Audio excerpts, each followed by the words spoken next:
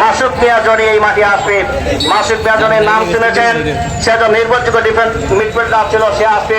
সেখানে উপভোগ করার জন্য সকলের প্রতি আমন্ত্রণ।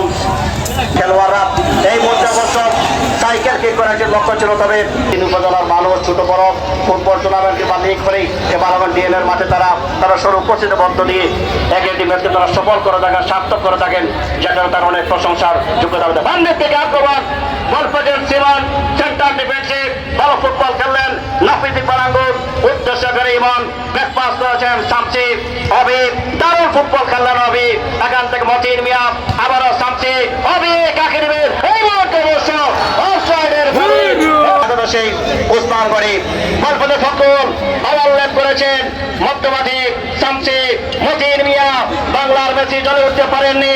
ডান দিক থেকে আক্রমণ কে করবেন? আব্দুল্লাহ লাস্ট পর্যন্ত জ্বলে উঠেছিলেন সেইভাবে তাদের ম্যানেজমেন্টের প্রশংসা করতে হয়, কোনো ত্রুটি করেন নাই এখন পর্যন্ত জুয়ের এবং তাদের নিজেরা সম্মান অনেককে আমরা এই পরিস্থিতি উপস্থাপন করতে পারছি না। দয়া করে আপনারা নির্গুণ আমাদেরকে ক্ষমার সন্তুষ্টি দেখবেন। ওসমান গনি ব্যাক পাস করেন ভাই ফুটবল একাডেমির পক্ষে গোল টাকার জন্য 1000 টাকা এবং সাপোর্ট দিয়েছেন বলে আমরা তাকে লক্ষ্য করলাম।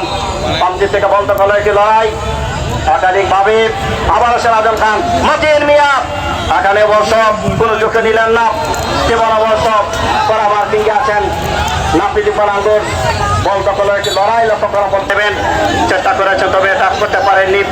আবারও সেই ইমান লেফট উইঙ্গার দারুণ ফুটবল খেলে থাকেন। মতিন মিয়া আক্রমণ বাম দিক থেকে বল ফাঁকা পেয়েছেন, আবার কি পারবেন এই মুহূর্তে আব্দুল্লাহ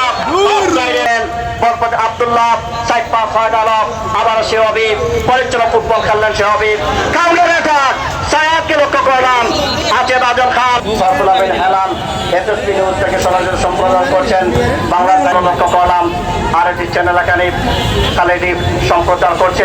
আবারও সেই হবে দারুণ ফুটবল সেন্টার মিডফিল্ডে ডান দিক থেকে আক্রমণ শামসি, মতিন মিয়া ব্যাক পাস করেন, আবারও সেই মতিন মিয়া কোনো চোখে নিলেন না, ইমনকে লক্ষ্য করেন, ফোন থেকে পারবেন এই মুহূর্তে মাঝাল